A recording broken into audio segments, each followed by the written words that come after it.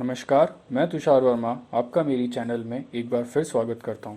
जैसा कि आपको विदित है कि मैं मुंशी प्रेमचंद की प्रसिद्ध कहानियां आपको पढ़कर सुना रहा हूं। तो इसी कड़ी में आज मैं आपके समक्ष लेके उपस्थित हुआ एक नई कहानी, सच्चाई का उपहार। तो आइए शुरू करते कहानी सच्चाई का उपहार। तहसीली मदरसा बरावा के प्राध्यापक मुंशी भवानी सराय को बागवानी का कुछ व्यसन था। क्योरिया में भांति भांति के फूल और पत्तियां लगा रखी थी। दरवाजों पर लताएं चढ़ा दी थी। इसके मदरसे की शोभा अधिक हो गई थी। वो मिडिल कक्षा के लड़कों से भी अपने बगीचे को सींचने और साफ करने में मदद लिया करते थे। अधिकांश लड़के इस काम को रुचिपूर्वक करते। इससे उनका मनोरंजन होता था, किंतु दर्जे में 4-5 लड़के जमींदारों के थे।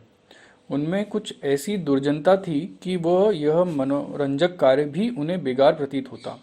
उन्होंने बाल्यकाल में से आलस्य में जीवन व्यतीत किया था। अमीरों का झूठा अभिमान दिल से भरा हुआ था। वो हाथ से कोई काम करना निंदा की बात समझते थे। उन्हें इस बगीचे से घृणा थी। जब उनके काम करने की बारी आती तो उनको कोई ना कोई बहाना करके उड़ जाते। इतना ही नहीं, दूसरे लड़कों को भी भड़काते और कहते, वाह पढ़े फारसी, बेचे तेल। यदि खुरपी कुदाल ही करना है तो मदरसे में किताबों से सिर मारने की क्या जरूरत है। यहाँ पढ़ने आते हैं, कुछ मजदूरी करने नहीं आते। मुंशी जी इस अवज्ञा के लिए उन्हें कभी कभार दंड भी देते थे। इससे उनका द्वेष और भी बढ़ता था। अंत में यहाँ तक नौबत पहुंची कि एक दिन उन लड़कों ने सलाह करके उस पुष्प वाटिका को विध्वंस करने का निश्चय किया। 10 बजे मदरसा लगता था, किंतु उस दिन वह 8 ही बजे आ गए और बगीचे में घुसकर उसे उजाड़ने लगे। कहीं पौधे उखाड़ फेंके, कहीं व्यापारियों को रोन डाला, पानी की नालियां तोड़ डाली, क्यारियां की मेड़े खोद डाली। मारे भय के छाती धड़क रही थी कि कोई देखता था ना हो। लेकिन एक छोटी सी फुलवारी को उजाड़ते कितनी देर लगती है। 10 मिनट में हरा भरा बाग नष्ट हो गया। तब यह लड़के शीघ्रता से निकले, लेकिन दरवाजे तक आए ही थे कि उन्हें एक सहपाठी की सूरत दिखाई दी। यह एक दुबला पतला दरिद्र और चतुर लड़का था। उसका नाम बाज बहादुर था। बड़ा गंभीर शांत लड़का था। उधम पार्टी के लड़के उससे जलते थे। उसे देखते ही उनका रक्त सूख गया। विश्वास हो गया इसने जरूर देख लिया होगा। यह मुंशी जी से कहे बिना न रहेगा। बुरे फंसे, आज कुशल नहीं है। यह राक्षस इस समय यहाँ क्या करने आया था। आपस में इशारे हुए। यह सलाह हुई कि इसे मिला लेना चाहिए। जगत सिंह उनका मुखिया था। आगे बढ़कर बोला, बाज बहादुर सवेरे कैसे आ गए। हमने तो आज तुम लोगों को गले की फांसी छुड़ा दी। लाला बहुत दिख किया करते थे, यह करो वह करो, मगर यार देखो कहीं मुंशी जी से जड़ मत देना, नहीं तो लेने के देने पड़ जाएंगे। जयराम ने कहा, यह कह क्या देंगे, अपने ही तो हैं। हमने जो कुछ किया है वह सबके लिए किया है, केवल अपनी भलाई के लिए नहीं। चलो यार तुम्हें बाजार की सैर करा दें, मुंह मीठा करा दें। बाज बहादुर ने कहा, नहीं, मुझे आज घर पर पाठ याद करने का अवकाश नहीं मिला, यहीं बैठकर पढ़ूंगा। जगत सिंह, अच्छा मुंशी जी से कहोगे तो ना। बाज बहादुर, मैं स्वयं कुछ ना कहूँगा, लेकिन उन्होंने मुझसे पूछा तो। जगत सिंह, कह देना नहीं मालूम। बाज बहादुर, यह झूठ मुझसे ना बोला जाएगा। जयराम, अगर तुमने चुगली खाई और हमारे ऊपर मार पड़ी तो तुम्हें पीटे बिना न छोड़ेंगे। बाज बहादुर, हमने कह दिया कि चुगली न खाएंगे, लेकिन मुंशी जी ने पूछा तो झूठ भी ना बोलेंगे। जयराम, तो हम तुम्हारी हड्डियां भी तोड़ देंगे। बाज बहादुर, इसका तुम्हें अधिकार है। 10 बजे जब मदरसा लगा और मुंशी भवानी शाह ने बाग की दुर्दशा देखी तो क्रोध से आग हो गए। बाग के उजड़ने का इतना खेद न था जितना लड़कों की शरारत का। यदि किसी सांड ने यह दृष्कष्ट किया तो वो केवल हाथ मलकर रह जाते, किंतु लड़कों ने के इस अत्याचार को सहन न कर सके। जो ही लड़के दर्जे में बैठ गए वह तीव्र बोलते हुए आए और पूछा, यह बाग किसने उजाड़ा है। कमरे में सन्नाटा सा छा गया। अपराधियों के चेहरे पर हवाइयां उड़ने लगी। मिडिल कक्षा के 25 विद्यार्थियों में कोई ऐसा न था जो इस घटना को न जानता हो, किंतु किसी ने यह साहस न करके उस पर साफ साफ कह दे। सब सिर झुकाए मौन धारण किए बैठे थे। मुंशी जी का क्रोध और भी प्रचंड हुआ। चिल्लाकर बोले, मुझे विश्वास है कि तुम्ही लोगों में से किसी की शरारत है। जिसे मालूम हो स्पष्ट कर दे, नहीं तो मैं एक सिरे से पीटना शुरू करूंगा। फिर कहीं कोई यह ना कह देना कि हम निरपराध मारे गए। एक लड़का भी ना बोला। वही सन्नाटा। मुंशी, देवी प्रसाद तुम जानते हो? जी नहीं, मुझे कुछ नहीं मालूम। बाज बहादुर, तुम कभी झूठ नहीं बोलते, तुम्हें मालूम है?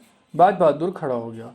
उसके मुखमंडल पर वीरत्व का प्रकाश था, नेत्रों में साहस की झलक रहा था। बोला, जी हाँ। मुंशी जी ने कहा, शाबाश।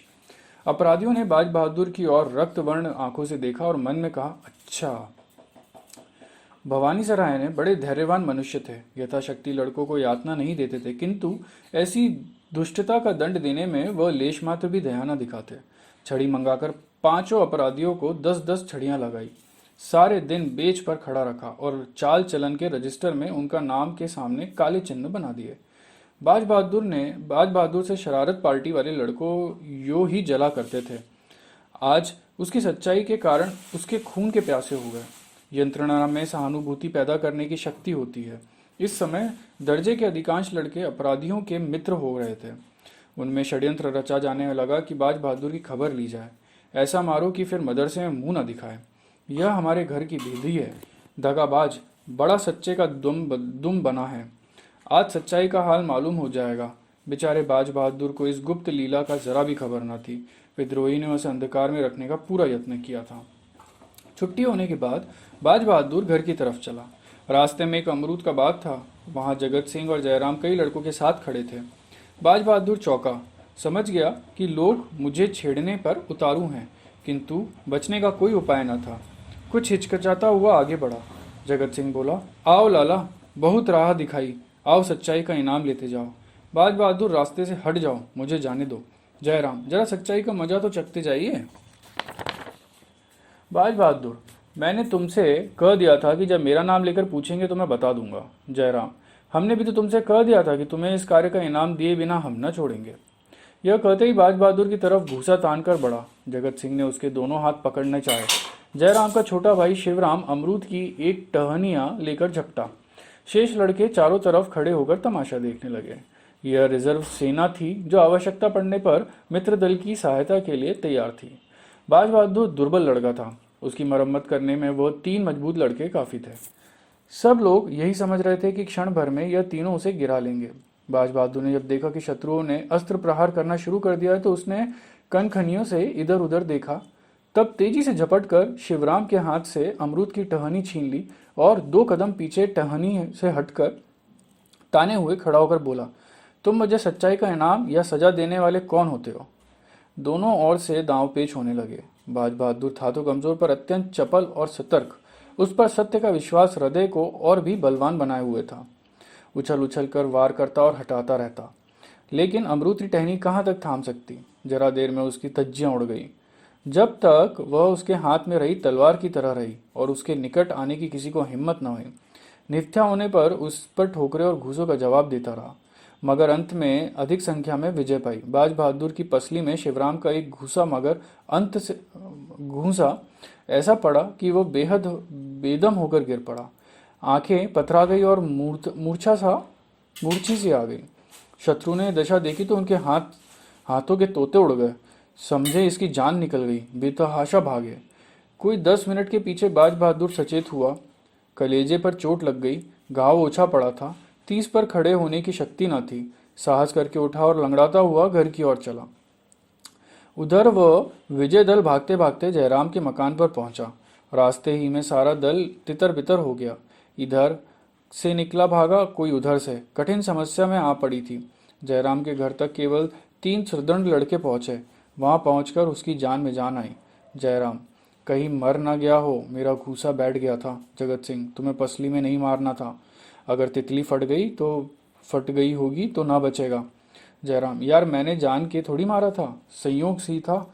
अब बताओ क्या किया जाए? जगत, क्या करना क्या है, चुपचाप बैठे रहो। जयराम, कहीं मैं अकेला तो नहीं फंसूंगा? जगत, अकेले कौन फंसेगा, सब साथ चलेंगे।